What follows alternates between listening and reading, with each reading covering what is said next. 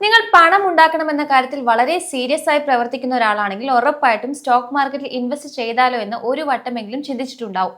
അങ്ങനെ ഒരു ചിന്ത ഉള്ള ഒരാളാണെങ്കിലും മാർക്കറ്റിൽ ട്രേഡ് ചെയ്യുന്ന ഒരാളാണെങ്കിലും ഇൻവെസ്റ്റ് ചെയ്യുന്നവരാണെങ്കിലും ഒക്കെ അറിഞ്ഞിരിക്കേണ്ട ചില കാര്യങ്ങളുണ്ട്. രണ്ടിട്ടും ആദ്യം ഇതിനായി നമ്മൾ മനസ്സിലാക്കണം.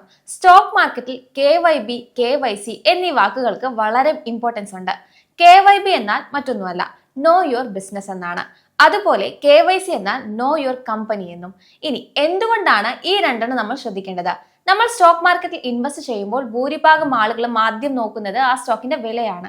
അതിന് എത്രത്തോളം വില കൂടി, എത്രത്തോളം വില കുറഞ്ഞു, ഇപ്പോൾ അത് വാങ്ങാൻ പറ്റിയ കൃത്യമായ വിലയാണോ, ഇതിന്റെ ടാർഗറ്റ് പ്രൈസ് എത്രയാണ്, ഇങ്ങനെയൊക്കെയാണ് നമ്മൾ ചിന്തിക്കുന്നത്. എന്നാൽ ആദ്യം ഓർക്കേണ്ട കാര്യം, ഒരു സ്റ്റോക്ക് വാങ്ങുമ്പോൾ നമ്മൾ വെറും ഒരു ഓഹരി മാത്രമല്ല വാങ്ങുന്നത്, പകരം ആ ബിസിനസിന്റെ ഒരു ഭാഗിക ഉടമസ്ഥൻ കൂടിയാവുകയാണ്. എല്ലാ ബിസിനസ്സും പ്രവർത്തിക്കുന്നത് അതിൻ്റെതായ ഒരു സാമ്പത്തിക ചുറ്റുപാടിലാണ്. അതിന് സ്വന്തമായ ചില ഡിമാൻഡുകളും ചെലവുകളും നിയമപരമായ റിസ്കുകളും മത്സരങ്ങളും അതുപോലെ പുറത്തു നിന്നുള്ള സ്വാധീനങ്ങളും ഒക്കെ ഉണ്ടാകും. ചില ബിസിനസ്സുകൾ പലിശ നിരക്കിലെ മാറ്റങ്ങളോട് പെട്ടെന്ന് പ്രതികരിക്കുന്നതാകാം. ചിലത് ക്രൂഡ് ഓയിലിന്റെ വിലയെ ആശ്രയിച്ചിരിക്കാം. മറ്റു ചിലത് മൺസൂണിനെ ആശ്രയിച്ചായിരിക്കും മുന്നോട്ട് പോകുന്നത്. ചൈന, US, ബ്രസീൽ അല്ലെങ്കിൽ ഗൾഫ് നാടുകളിലെ മാറ്റങ്ങൾ ബാധിക്കുന്ന ബിസിനസ്സുകളുമുണ്ട്.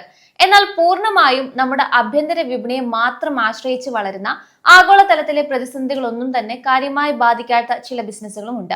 ഈ ബന്ധങ്ങളെ കുറിച്ചൊക്കെ വ്യക്തമായി മനസ്സിലാക്കുന്ന ഒരാൾക്ക് ഒരു സ്റ്റോക്കിന്റെ വില താഴേക്ക് പോകുമ്പോൾ അത് ആ ബിസിനസിന്റെ യഥാർത്ഥ തകർച്ച കൊണ്ടാണോ അതോ മാർക്കറ്റിലെ താൽക്കാലികമായ ഭയവും ആശങ്കകളും കൊണ്ടാണോ എന്ന് കൃത്യമായി തിരിച്ചറിയാൻ സാധിക്കും. ഒരു സ്റ്റോക്കിന്റെ വില ഏത് ദിശയിലേക്ക് പോകണമെന്ന് ഒടുവിൽ തീരുമാനിക്കുന്നത് ആ ബിസിനസ് തന്നെയാണ്, അല്ലാതെ തിരിച്ചല്ല. സോ ഒരു ഇൻവെസ്റ്റർ എന്ന നിലയിൽ നിങ്ങൾ സ്വയം ചോദിക്കേണ്ട ആദ്യത്തെ ചോദ്യം ഇതാണ്: ഏത് ബിസിനസിന്റെ ഉടമസ്ഥനാകാനാണ് ഞാൻ ആഗ്രഹിക്കുന്നത്? വ്യത്യസ്തങ്ങളായ ബിസിനസ്സുകൾ എങ്ങനെയാണ് പണം ഉണ്ടാക്കുന്നത്? അവരുടെ വരുമാനത്തെയും ലാഭത്തെയും മുന്നോട്ട് നയിക്കുന്നത് എന്തൊക്കെയാണ്? ഏതൊക്കെ ഘടകങ്ങളാണ് അവരെ പ്രതിസന്ധിയിലാക്കുന്നത്? എങ്ങനെയുള്ള വിലനിർണ്ണയ അധികാരമാണ് അവർക്കുള്ളത്? സാമ്പത്തിക രംഗത്തെ മാറ്റങ്ങളോട് അവർ എങ്ങനെ പ്രതികരിക്കുന്നു? കൂടാതെ ഇൻവെസ്റ്റർമാർ പ്രധാനമായും ശ്രദ്ധിക്കേണ്ട നമ്പറുകൾ ഏതൊക്കെയാണ് എന്നതിനെ കുറിച്ച് എല്ലാം പിന്നീട് നമ്മൾ മനസ്സിലാക്കേണ്ടി വരും. ഇങ്ങനെ കുറെ പോയിന്റ്സ് പറഞ്ഞാൽ അതൊരു പക്ഷെ നിങ്ങൾക്ക് റിലേറ്റ് ചെയ്യാൻ അല്ലെങ്കിൽ മനസ്സിലാക്കാൻ ബുദ്ധിമുട്ടാകും. അതുകൊണ്ട് മാർക്കറ്റിലുള്ള ഒരു കമ്പനിയുടെ റിയൽ കേസ് സ്റ്റഡി വെച്ചുകൊണ്ട് തന്നെ എങ്ങനെ നമുക്ക് ഓഹരികൾ കണ്ടെത്താമെന്നത് മനസ്സിലാക്കാം. ഓർക്കുക, ഇതൊരു റെക്കമെൻഡേഷൻ ആയല്ല പറയുന്നത്, പഠനാവശ്യത്തിന് വേണ്ടി മാത്രമാണ് നൽകുന്നത്. പിഡിലൈറ്റ് ഇൻഡസ്ട്രീസ് എന്ന കമ്പനിയെ കുറിച്ച് നിങ്ങൾ കേട്ടിട്ടുണ്ടാവും. പിഡിലൈറ്റ് തിരഞ്ഞെടുക്കാൻ ഒരു പ്രധാന കാരണമുണ്ട്. ഭൂരിഭാഗം ഇന്ത്യക്കാരുടെയും ജീവിതത്തെ സ്വാധീനിച്ചിട്ടുള്ള ഒരു ബിസിനസ്സാണിത്. നമ്മളിൽ മിക്കവരും ഫെവിക്കോൾ ഉപയോഗിച്ച് സാധനങ്ങൾ ഒട്ടിക്കുകയോ എംസീൽ ഉപയോഗിച്ച് ചോർച്ച അടയ്ക്കുകയോ ചെയ്തിട്ടുണ്ടാകും. അതുമല്ലെങ്കിൽ വീട്ടിൽ ആരെങ്കിലും ഒക്കെ ഫെവിക്വിക്ക് വാങ്ങി ഉപയോഗിച്ചിട്ടുമുണ്ടാകും. ഉപഭോക്താക്കളുടെ മനസ്സിൽ എപ്പോഴും ഓർമ്മത്തുമ്പിൽ നിൽക്കുന്ന ഉൽപ്പന്നങ്ങളുള്ള വളരെ അപൂർവം ബിസിനസ്സുകളിൽ ഒന്നാണിത്. എന്നാൽ ഈ ബിസിനസ്സിനെ വിജയകരമായി മുന്നോട്ട് നയിക്കുന്ന മാക്രോ മൈക്രോ ഫാക്ടേഴ്സ് എന്തൊക്കെയാണെന്ന് നിങ്ങൾ ചിന്തിച്ചിട്ടുണ്ടോ? ഇപ്പോൾ നടക്കുന്ന മിഡിൽ സംഘർഷങ്ങൾ ഒരു പശ നിർമ്മിക്കുന്ന കമ്പനിയെ ബാധിക്കുമെന്ന് നിങ്ങൾ കരുതിയിട്ടുണ്ടോ? പിഡിലൈറ്റിന്റെ ലോകത്തെ ഒരു കാര്യവും ഹോർമുസ് കടലിടുക്കുമായി നേരിട്ട് ബന്ധപ്പെട്ട് കിടക്കുന്നില്ല. എങ്കിലും ഈ ബിസിനസ് ആഗോള വിപണിയിൽ നിന്ന് പൂർണ്ണമായും ഒറ്റപ്പെട്ടതുമല്ല. കാരണം പിഡിലൈറ്റ് ആശ്രയിക്കുന്ന കെമിക്കലുകൾ ക്രൂഡ് ഓയിലിന്റെ ഒരു ഉപോൽപ്പന്നമാണ്. അതുകൊണ്ട് തന്നെ ദൂരെയുള്ള ഏതോ ഒരു എണ്ണപ്പാടത്തു നിന്ന് തുടങ്ങുന്ന ആ ബന്ധം നേരെ വന്നെത്തുന്നത് ഒരു പശക്കുപ്പിയുടെ ലാഭവിഹിതത്തിലാണ്. ഈ ബന്ധം എത്രത്തോളം നീളുന്നുണ്ട് എന്നും അത് എവിടെയാണ് അവസാനിക്കുന്നതെന്നും കൃത്യമായി മനസ്സിലാക്കുന്നിടത്താണ് കാര്യം. ബിസിനസ് ഏതാണെന്ന് ഐഡിയ ഉണ്ടെങ്കിൽ തീർച്ചയായും ശ്രദ്ധിക്കേണ്ട ഒരു വശം ഫൈനാൻഷ്യൽസ് തന്നെയാണ്. കാരണം മിക്ക വിശകലനങ്ങളും അവിടെ നിന്നാണ് ആരംഭിക്കുന്നത്. ഈ മേഖലയിലെ ഏറ്റവും ശക്തമായ ഫിനാൻഷ്യലിലുള്ള പ്രൊഫൈലുകൾ ഒന്നാണ് ഈ കമ്പനിക്ക്. മികച്ച മാർജിൻ, കൃത്യമായ പണമൊഴുക്ക്, ശക്തമായ ഫ്രീ ക്യാഷ് ഫ്ലോ, ഒപ്പം പ്രതിസന്ധികളെ അതിജീവിക്കാനുള്ള അസാധ്യമായ കരുത്ത്. കോവിഡ് കാരണം ഏകദേശം ഒരു ക്വാർട്ടറോളം, അതായത് 3 മാസത്തോളം സാമ്പത്തിക പ്രവർത്തനങ്ങൾ പൂർണ്ണമായും സ്തംഭിച്ചു പോയ ആ വർഷത്തിൽ പോലും തങ്ങളുടെ അറ്റാദായം സംരക്ഷിച്ചു നിർത്താൻ ഈ കമ്പനിക്ക് സാധിച്ചിരുന്നു. എന്നാൽ ധനകാര്യ കണക്കുകൾ അല്ലെങ്കിൽ ഫൈനാൻഷ്യൽസ് ഒരിക്കലും ഒരു മികച്ച ബിസിനസ് ഉണ്ടാക്കുന്നില്ല, മറിച്ച് ഒരു മികച്ച ബിസിനസിന്റെ ബലം മാത്രമാണത്. അതുകൊണ്ട് തന്നെ യഥാർത്ഥ ചോദ്യം ഈ കണക്കുകൾ എത്രത്തോളം ശക്തമാണ് എന്നതല്ല, വർഷാവർഷം ഇത്രയും മികച്ച പ്രകടനം പുറത്തെടുക്കാൻ ഈ കമ്പനിയെ പ്രാപ്തമാക്കുന്ന അതിന്റെ അടിസ്ഥാന ബിസിനസിന്റെ പ്രത്യേകത എന്താണ് എന്നതാണ്. ബിസിനസ് ആണ് എപ്പോഴും ആദ്യം വരുന്നത്, ഫൈനാൻഷ്യൽസ് അതിന് പിന്നാലെ വരുന്നതാണ്. ഇനി നേരത്തെ സൂചിപ്പിച്ച കാര്യത്തിലേക്ക് വരാം. കമ്പനിയുടെ ബിസിനസിനെ ബാധിക്കുന്ന മാക്രോ ഫാക്ടേഴ്സ് എന്തൊക്കെയാണെന്ന് നമ്മൾ അറിഞ്ഞിരിക്കണം. പിഡിലൈറ്റിന്റെ പ്രധാന അസംസ്കൃത വസ്തു വിനൈൽ അസറ്റ് എന്ന് പറയുന്ന ഒരു കെമിക്കലാണ്. ഇതിന്റെ വില എപ്പോഴും ക്രൂഡ് ഓയിലിന്റെ വിലയ്ക്കനുസരിച്ചാണ് മാറിക്കൊണ്ടിരിക്കുന്നത്. അതുകൊണ്ട് തന്നെ ക്രൂഡ് ഓയിൽ വില ദീർഘകാലത്തേക്ക് ഉയർന്ന നിലയിൽ തുടർന്നാൽ പശ നിർമ്മിക്കാനുള്ള ചെലവ് വർദ്ധിക്കുന്നു. കഴിഞ്ഞ 10 വർഷത്തിനിടയിൽ 2 തവണ കമ്പനിക്ക് ഇങ്ങനെ സംഭവിച്ചിട്ടുണ്ട്. 2 തവണയും ഒരേ പാറ്റേൺ തന്നെയാണ് ആവർത്തിച്ചതും. ഈ 2 ഘട്ടങ്ങളിലും കമ്പനിയുടെ സെയിൽസ് ഉയർന്നു തന്നെയാണ് ഇരുന്നത്. ഓയിലിന് വില കൂടിയത് കൊണ്ട് ഉപഭോക്താക്കൾ പശ വാങ്ങുന്നത് നിർത്തിയില്ല. ഇവിടെ കുറഞ്ഞത് കമ്പനിയുടെ ലാഭവിഹിതം അഥവാ മാർജിൻ മാത്രമാണ്.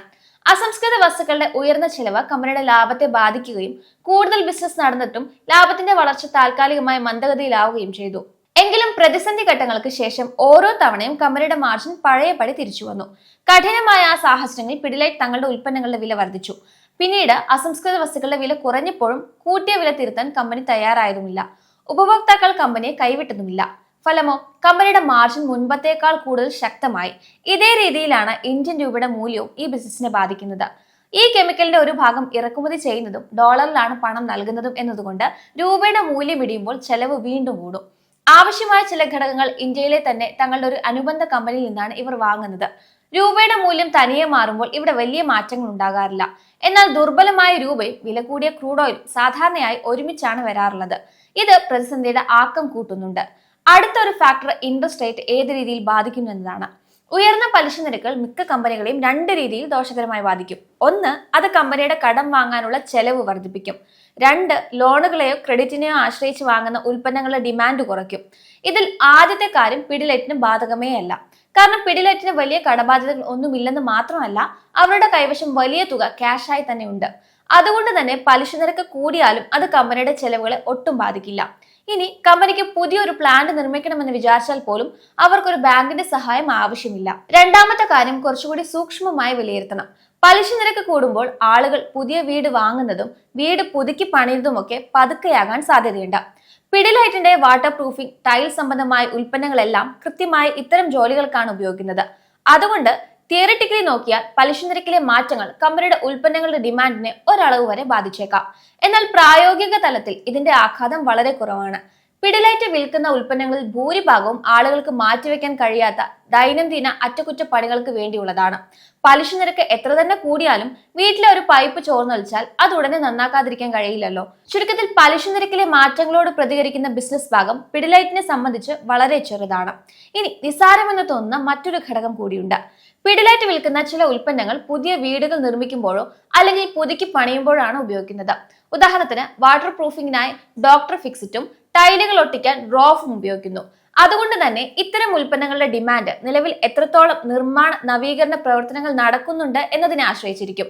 ഇതിന് വലിയ പ്രാധാന്യമുണ്ട്. കാരണം പിഡിലൈറ്റിന്റെ ഇപ്പോഴത്തെ പ്രധാന വളർച്ച വരുന്നത് ഈ മേഖലയിൽ നിന്നാണ്. കമ്പനിയുടെ പരമ്പരാഗത പശ ബിസിനസിനേക്കാൾ വളരെ വേഗത്തിലാണ് കൺസ്ട്രക്ഷൻ, വാട്ടർ പ്രൂഫിംഗ് ഉൽപ്പന്നങ്ങളുടെ ബിസിനസ് വളർന്നുകൊണ്ടിരിക്കുന്നത്. അതുകൊണ്ട് നിർമ്മാണ മേഖലയിൽ ഒരു മന്ദഗതി ഉണ്ടായാൽ അത് കമ്പനിയുടെ ഈ ഒരു വിഭാഗത്തിന്റെ വളർച്ചയെയും പതുക്കെയാക്കും. എന്നാൽ കമ്പനിയുടെ പഴയ ബിസിനസ് ഇതിൽ നിന്നും തികച്ചും വ്യത്യസ്തമാണ്. പുതിയ വീടുകൾ നിർമ്മിക്കപ്പെടുന്നുണ്ടോ ഇല്ലയോ എന്നതുമായി ഫെവിക്കോളിനും എംസിലിനും വലിയ ബന്ധമില്ല. കാരണം അവ ദൈനംദിന ആവശ്യങ്ങൾക്കാണ് ആളുകൾ ഉപയോഗിക്കുന്നത്. ചുരുക്കത്തിൽ ഈ ഒരു റിസ്ക് കമ്പനിയുടെ ബിസിനസിന്റെ അടിത്തറയെ അല്ല ബാധിക്കുന്നത്, മറിച്ച് കമ്പനിയുടെ ഒരു പ്രത്യേക വിഭാഗത്തെ മാത്രമാണ്. ഇന്ത്യൻ കുടുംബങ്ങളുടെ സാമ്പത്തിക ഭദ്രത കമ്പനിയെ ബാധിക്കുന്ന ഒരു മാക്രോ ഫാക്ടറാണ്. പിഡിലൈറ്റിന്റെ ഡിമാൻഡ് പൂർണ്ണമായും നമ്മുടെ ആഭ്യന്തര വിപണിയെ ആശ്രയിച്ചിട്ടുള്ളതാണ്. രാജ്യത്തുടനീളമുള്ള ചെറിയ കടകൾ വഴിയാണ് സാധാരണക്കാർക്കായി വില കുറഞ്ഞ ചെറിയ ഉൽപ്പന്നങ്ങൾ ഇവർ വിൽക്കുന്നത്. അതുകൊണ്ട് തന്നെ ഈ ബിസിനസിനെ സംബന്ധിച്ച് ഏറ്റവും പ്രധാനപ്പെട്ട കാര്യം ഇന്ത്യൻ കുടുംബങ്ങളുടെ കൈകളിൽ ആവശ്യത്തിന് പണമുണ്ടോ ഇല്ലയോ എന്നതാണ്. ഇൻഫ്ലേഷനാണ് ഇനിയുള്ള ഫാക്ടർ. വിലക്കയറ്റം പിഡിലൈറ്റിനെ 2 രീതിയിൽ ബാധിച്ചേക്കാം. ഒന്ന്, അത് കമ്പനിയുടെ സ്വന്തം ചെലവുകൾ വർദ്ധിപ്പിക്കുന്നുണ്ട്. അതായത് റോ മെറ്റീരിയൽസ്, ശമ്പളം, ഗതാഗത ചെലവ് എന്നിവയെല്ലാം ഇതിൽപ്പെടും. 2, സാധാരണക്കാരുടെ വരുമാനത്തെക്കാൾ വേഗത്തിൽ കടകളിലെ സാധനങ്ങളുടെ വില കൂടുകയാണെങ്കിൽ ഉപഭോക്താക്കളുടെ കൈകളിൽ മറ്റു കാര്യങ്ങൾക്കായി ചെലവഴിക്കാൻ പണം കുറവായിരിക്കും. ഇതിനെ പ്രതിരോധിക്കാൻ പിഡിലൈറ്റിനുള്ള പ്രധാന ആയുധം തങ്ങളുടെ ഉൽപ്പന്നങ്ങളുടെ വില വർദ്ധിപ്പിക്കാൻ അവർക്കുള്ള ശേഷിയാണ്. ഇവരുടെ പ്രൊഡക്റ്റുകൾ വില കുറഞ്ഞതും ജനങ്ങൾക്ക് പൂർണ്ണ വിശ്വാസമുള്ളതുമാണ്. അതുകൊണ്ട് തന്നെ ആളുകൾ കടകളിൽ ചെന്ന് പേരെടുത്ത് പറഞ്ഞ് തന്നെയാണ് ഇവ ചോദിച്ചു വാങ്ങുക. സാധാരണയായി കടയിൽ ചെന്ന് രണ്ട് പശകളുടെ വിലകൾ തമ്മിൽ താരതമ്യം ചെയ്യുന്നത് വളരെ കുറവാണ്. അതുകൊണ്ട് തങ്ങൾക്കുണ്ടാകുന്ന അധിക ചെലവ് വിൽപ്പനയെ ബാധിക്കാതെ തന്നെ ഉപഭോക്താക്കളിലേക്ക് കൈമാറാൻ കമ്പനിക്ക് സാധിക്കും. ഗവൺമെന്റ് നയങ്ങളാണ് ഇനി ശ്രദ്ധിക്കേണ്ട മറ്റൊരു മാക്രോ ഫാക്ടർ. ചില കമ്പനികൾ ഗവൺമെന്റിനെ വളരെയധികം ആശ്രയിച്ചാണ് മുന്നോട്ട് പോകുന്നത്. ഒന്നുകിൽ അവർ തങ്ങളുടെ ഉൽപ്പന്നങ്ങൾ വിൽക്കുന്നത് ഗവൺമെന്റിനായിരിക്കും, അല്ലെങ്കിൽ ഗവൺമെന്റ് സബ്സിഡികളെ ആശ്രയിക്കുന്നവരായിരിക്കും. അതുമല്ലെങ്കിൽ നിയമങ്ങളിലോ ചട്ടങ്ങളിലോ വരുന്ന ഒരൊറ്റ മാറ്റം കൊണ്ട് എല്ലാം മാറ്റിമറിയാൻ സാധ്യതയുള്ള ഏതെങ്കിലും ഒരു വ്യവസായ മേഖലയിലായിരിക്കും അവർ പ്രവർത്തിക്കുന്നത്. എന്നാൽ പിഡിലൈറ്റ് ഈ കൂട്ടത്തിൽ പെടുന്ന ഒരു കമ്പനിയല്ല. ഇവർ പശകളും വാട്ടർ പ്രൂഫിംഗ് ഉൽപ്പന്നങ്ങളും വിൽക്കുന്നത് ആശാരിമാർക്കും പ്ലംബർമാർക്കും സാധാരണ കുടുംബങ്ങൾക്കുമാണ്. ഗവൺമെന്റ് ഇവരുടെ ഒരു ഉപഭോക്താവല്ല. കമ്പനി പൂർണ്ണമായും ആശ്രയിച്ചു നിൽക്കുന്നത് യാതൊരുവിധ സർക്കാർ പദ്ധതികളും ഇവിടെയില്ല. ഇനി നമ്മൾ ശ്രദ്ധിക്കേണ്ടത് മൈക്രോ ഫാക്ടേഴ്സ് ആണ്. ഇവയ്ക്ക് വളരെയധികം പ്രാധാന്യമുണ്ട്. കാരണം കമ്പനിയുടെ മൊത്തം വരുമാനത്തെയും അറ്റാദായത്തെയും നിർണ്ണയിക്കുന്നതിൽ ഇവ വലിയ പങ്ക് വഹിക്കുന്നുണ്ട്. പലരും സാധാരണയായി ഇത്തരം കാര്യങ്ങൾ ശ്രദ്ധിക്കാതെ വിട്ടുകളയാറാണ് പതിവ്. എന്നാൽ ഒരു കമ്പനിയുടെ ഉൽപ്പന്നങ്ങളോ സേവനങ്ങളോ വാങ്ങണോ വേണ്ടയോ എന്ന് ഉപഭോക്താക്കൾ തീരുമാനിക്കുന്ന പ്രധാന അടിസ്ഥാനം ഇത്തരം ഘടകങ്ങളാണ്. ഇവിടെ ആദ്യം നോക്കേണ്ടത് ആരാണ് ബ്രാൻഡ് തിരഞ്ഞെടുക്കുന്നത്. പിഡിലൈറ്റിന്റെ ബിസിനസ് നോക്കിയാൽ പണം മുടക്കുന്ന ആളായിരിക്കില്ല പലപ്പോഴും ഏത് ബ്രാൻഡ് വേണമെന്ന് തീരുമാനിക്കുന്നത്. ഒരു കുടുംബം ഫർണിച്ചറിനായി പണം ചെലവഴിക്കുന്നു. എന്നാൽ അതിൽ ഏത് പശ ഉപയോഗിക്കണമെന്ന് തീരുമാനിക്കുന്നത് ആശാരിയാണ്. അദ്ദേഹം പേരെടുത്ത് പറഞ്ഞ് തന്നെ ഫെവിക്കോൾ വാങ്ങിപ്പിക്കുകയും ചെയ്യും.